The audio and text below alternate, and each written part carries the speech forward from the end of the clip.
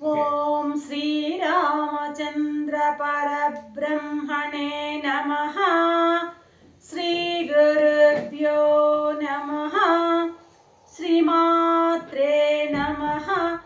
శ్రీ గణేశాయ నమః.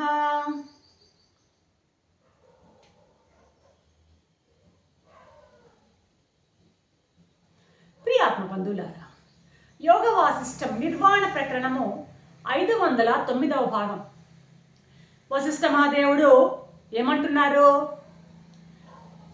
ఈ శరీరాన్ని గమనిస్తున్నదేదో అదే నీవు అంటున్నారు. నిన్నటి ఎపిసోడ్లో చెప్పారు. ఈ శరీరాన్ని ఏది గమనిస్తుందో నీలో ఏ శక్తి అయితే ఈ శరీరాన్ని గమనిస్తుందో అది నీవు అంటున్నారు.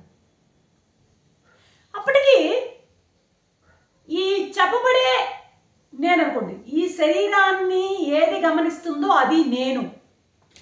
అయితే ఈ చెప్పబడే నేను ఎక్కడున్నట్టు? ఇప్పుడు ఎక్కడున్నాను? ఇప్పుడు నేను ఈ శరీరంతో నేను ఏకమైపోతే ఈ శరీరాన్ని నేను చూడగలనా? చూడలేను.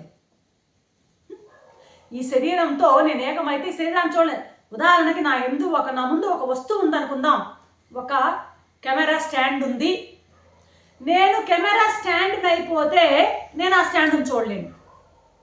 నేను శరీరం అయిపోతే ఈ శరీరాన్ని నేను చూడలేను. అర్థమైందా? ఇప్పుడు నేను ఆ కెమెరా స్టాండ్ని చూడాలి అంటే నేను దాని బయట ఉండి చూస్తున్నా, దూరం నుండి చూస్తున్నప్పుడు నాకు ఆ స్టాండ్ కనపడుతుంది. అలాగే శరీరం అయితేమి, ప్రాణం అయితేమి, ఇంద్రియాలైతేమి, మనస్సు అయితేమి, మనస్సులో మెదిలే మనోభావాలైతేమి, ఇవన్నీ కూడాను ఎట్టున్నాయి? దూరంగా ఉండాలి కదా. మామూలు నేను గమనిస్తున్నాను అంటే దూరంగా ఉండాలి. దూరంగా ఉన్నాయి, నాకు దూరంగా ఉన్నాయి. కొంచెం ఒక ట్విస్టింగ్గా ఉంటుంది అర్థం చేసుకోవడం. నాకు నా శరీరము, నా ప్రాణం ఆడుతున్నట్టు నాకు తెలుస్తుంది, ఇంద్రియాలు పనిచేస్తున్నట్టు నాకు తెలుస్తుంది, మనసులో ఆలోచనలు కలుగుతున్నట్టు నేను గమనిస్తున్నాను. అంటే వాటికి నేను దూరంగా ఉండాలి, ఖచ్చితంగా దూరంగా ఉన్నాను. ఇప్పుడు నేనెక్కడ ఉన్నాను? ఇప్పుడు చెప్పండి.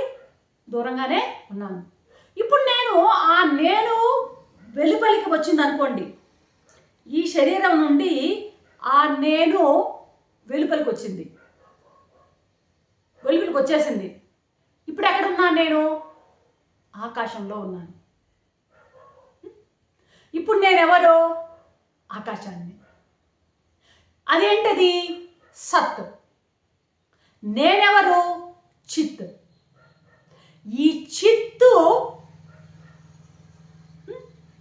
ఏమవుతుంది? ఈ చిత్తు ఆ సత్తులోకి వచ్చేసింది. ఏమైంది? చిత్తు ఇక్కడ ఉన్నటువంటి ఈ చిత్తు ఆ సత్తులోకి వచ్చేసింది. ఇప్పుడు ఎక్కడుంది అది? సత్ విశేషం. ఇప్పుడు ఈ చిత్తు ఆకాశంలో ఉంది అంటున్నాం. కానీ మామూలుగా ఇందాక మనం చెప్పినట్టు ఈ నాకు సంబంధించినటువంటి ఈ చిత్తు ఎక్కడుంది? లోపల ఉంది. ఈ చిత్తు విశేషంలో ఉన్నది. అయిందా? సత్ విశేషంలో ఉంది. సత్ యొక్క విశేషంలో ఉంది. ఏది? ఈ చిత్తు లోపల చైతన్యము. ఈ సత్ యొక్క విశేషం ఇది. సత్ విశేషం ఇది. ఏది? ఈ బాడీ సత్ యొక్క విశేషంలో ఉందన్నమాట. అలాగే ఈ బాడీ సత్ విశేషము. ఇంకా ఏంటి? ఈ యొక్క అన్నీ కూడా మనం చెప్పుకున్నటువంటి ఇంద్రియాలు సద్విశేషాలే, శరీరము సత్విశేషమే, మనోభావాలు సత్విశేషాలే. ఇప్పుడు ఈ చిత్తు ఈ సత్ విశేషాలలో ఉన్నది అన్నది మనకు అర్థమైంది. అంటే ఈ లోపల ఉన్నటువంటి ఆత్మ చైతన్యం ఏమైంది? ఇది లిమిట్ అయిపోయింది. ఈ యొక్క సత్ విశేషంలోకి లిమిట్ అయిపోయింది, ఇక్కడ వరకు పరిమితం అయిపోయింది. లోపల ఉన్నటువంటి చిత్తు చైతన్యం ఈ సత్ విశేషంలో లిమిట్ అయిపోయింది. దీన్ని బాగా విచారణ చేయాలి. సాధన అంటే ఎలా చేయాలో చెప్తున్నాడు. కొంచెం జాగ్రత్తగా మనం పట్టుకోవాలి కాన్సెప్ట్స్ని. సాధన ఎలా చేయాలో అంటున్నాడు. ఎలా చేయాలి? ఇప్పుడు నేను విశేషాల చేత విశేషం అవ్వడం లేదు, అయిపోవడం లే. ఇప్పుడు ఈ సత్ విశేషంతో కలిసి నేను విశేషం అయిపోవడం లేదు. నేను విశిష్టం లోపల నేను వేరుగా ఉన్నాను, సత్ విశేషాల కంటే వేరుగా ఉన్నాను. విశిష్టమైనటువంటి విశిష్టమైన అద్వైత స్థితిలో ఉన్నాను.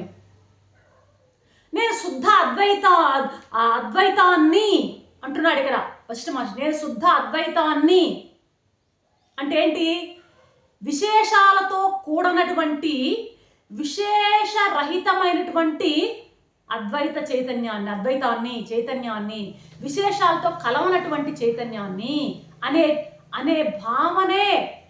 భావన గట్టిగా చేయడమే సాధన. అంటే నేను నా చైతన్యము విశేషాలతో ఏకం కావటం లేదు, ఈ విశేషాలతో కంటే కూడా నేను విశిష్టంగా ఉన్నాను, విశేషం నేను అయిపోవడం లేదు, సత్విశేషాలతో కలిసిపోవడం లేదు.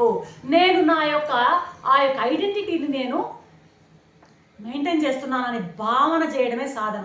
నేను ప్రత్యేగాత్మనైనటువంటి నేను ఈ సత్విశేషాలతో కానీ ఏ విశేషాలతో కలిసిపోవడం లేదు అని భావన చేయడమే సాధన.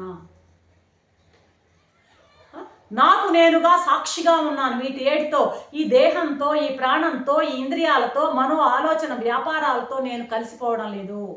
నాకు నేను విశిష్టంగా విలక్షణంగా సాక్షిభూతంగా ఉన్నాను అని భావన చేయడమే సాధన. ఇట్లాగని సాధన చేస్తే ఇప్పుడు నేను ఎలా ఉంటాను? ఈ విశేషాల లోపల ఎంత ఉన్నానో విశేషాల వెలుపల కూడా అంతే ఉన్నాను అనేటువంటి గొప్ప అనుభూతి కలుగుతుంది. ఈ విశేషాల లోపల ఎంత ఉన్నానో విశేషాల వెలుపల కూడా, ఇందాక అన్నాను కదా, బయటకు వచ్చేస్తే నేను ఎక్కడున్నాను, ఆకాశంలో ఉన్నాను అన్నానే, దానికి అర్థం ఇది వస్తుందన్నమాట. ఇప్పుడు విశేషాల లోపల నేను ఎంత ఉన్నానో విశేషాలకు వెలుపల కూడా, ఈ విశేషమైనటువంటి దేహానికి లిమిట్ అయ్యి లోపల ఎంత ఉన్నానో విశేషం దాటి వెలుపల కూడా నేను అంతే ఉన్నాను అనేటువంటి గొప్ప అనుభూతి కలుగుతుంది. అలా ఉండడం నేర్చుకుంటే అది నిజంగా అలాగే ఉండడం. నేను లోపలే కాదు అంతటా నేను వెలుపల కూడా నేను అంటున్నాను. అంటే లోపల వెలుపల స్వరూప వ్యాప్తి అంటారు కదా, వ్యాప్తి 3 రకాలని, బహిర్వ్యాప్తి, అంతర్వ్యాప్తి, స్వరూప వ్యాప్తి అని. ఆ విధంగా నేను అన్ని విధాలుగా నేను వ్యాపించి ఉన్నాను అనేటువంటి ఆ భావనలోనే గట్టిగా ఉన్నట్లయితే అది నిష్ఠ అవుతుంది. అలా ఉండడం నేర్చుకుంటే అప్పుడు అది నిష్ఠ అవుతుంది, జ్ఞాన నిష్ఠ అవుతుంది. అటువంటి బుద్ధిగనం ఉండేసరికి ఆ స్వరూపంతో చేరి ఏమైపోతావు? స్వరూపంగానే నువ్వు మిగిలిపోతూ ఉంటావు. అటువంటి భావాన్ని పెట్టుకుని, అటువంటి నోషన్ కానీ పెట్టుకుని కానీ నువ్వు అలాగే సాగితే నువ్వు అది అయిపోతావు. ఏదైపోతావు? నేను లోపల ఎంత ఉన్నాను, బయట అంతే ఉన్నాను. అంతర్వ్యాప్తి, బహిర్వ్యాప్తి, స్వరూప వ్యాప్తి అంతా నేనే అయి ఉన్నాను అనేటువంటి భావనను పెట్టుకున్నట్లయితే నీకు అంతటా సర్వము వ్యాపించిన ఏకమైనటువంటి ఆ చైతన్యం నీవే అయిపోతావు. ఇక ఒక్కసారి అయిపోయాక దానిలో నిష్ఠ కలిగి ఉండడం అంటున్నాడు ఇక్కడ. అదే మా భావనలో ఉంటే నిష్ఠ కలిగిన వాడి అవుతావు, నిష్ఠ కలిగి ఉండడం అవుతుంది. ఆ తర్వాత కాబట్టి ఇక్కడ ఒక పదాన్ని వాడుతున్నాడు, తత్పరాయణత అనేటువంటి పదం వాడతాడు. ఏంటంటే తత్పరాయణత అంటే అదే భావం, అదే పరమమైన గమ్యంగా భావించి అంతకు మించి ఏదో గమ్యం ఉన్నది అనేటువంటి చాపల్యాన్ని పోగొట్టుకుంటుండడమే తత్పరాయణత. ఏ భావంగా ఉండడం, ఇంతకు మించి వేరేది లేదు అనేటువంటి గట్టి ఆ నిష్టలోనే ఉండడం, అదని తత్పరాయణత అంటారు. అలాంటిది కనుక కలిగినట్లయితే శాశ్వతంగా నువ్వు ఆ భావనలోనే ఉండిపోతావు. నీకు ఒక విజాతీయమైనటువంటి భావనే నీకు రాదు. ఆ విజాతీయమైన భావన రాకపోవడమే తత్పరాయణత. ఇంకొక విజాతీయమైన భావన లేకుండా పోవడమే తత్పరాయణత. ఆ తత్పరాయణతలోనే ఉండిపోతావు, సజాతీయంగా ఉండిపోతావు. అది తప్ప వేరొకటి ఏది లేదు అన్నటువంటి అనేటువంటి భావనలోనే నువ్వు ఉండిపోతావు.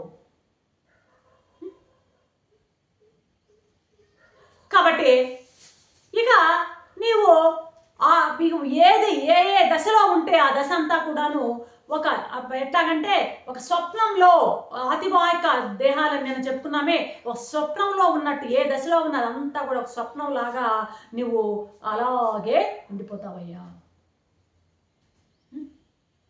అంటూ చెప్తున్నాడు భ్రష్ట మహర్షి.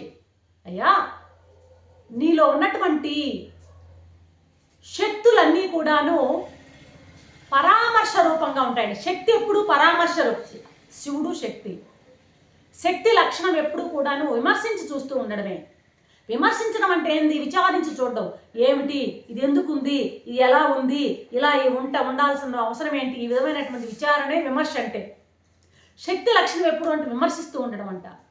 ఎప్పుడు ఫలానా ఫలానా అని విమర్శించి చెప్తూ ఉంటుందట. అమ్మవారి లక్షణం విమర్శ, అయ్యవారి లక్షణం ప్రకాశం అంటుంటారు. శివాద్వైతుల భాష అని చెప్తుంటారు గురువు గారు. అమ్మవారు లక్షణం వచ్చి విమర్శట, అయ్యవారి లక్షణం వచ్చి ప్రకాశం. అర్థమవుతుందా? శక్తి లక్షణం ఎప్పుడు విమర్శిస్తూ ఉంటుందంట. ఎప్పుడు ఫలానా ఫలానా అని చెప్తూ ఉండడమే శక్తి లక్షణం.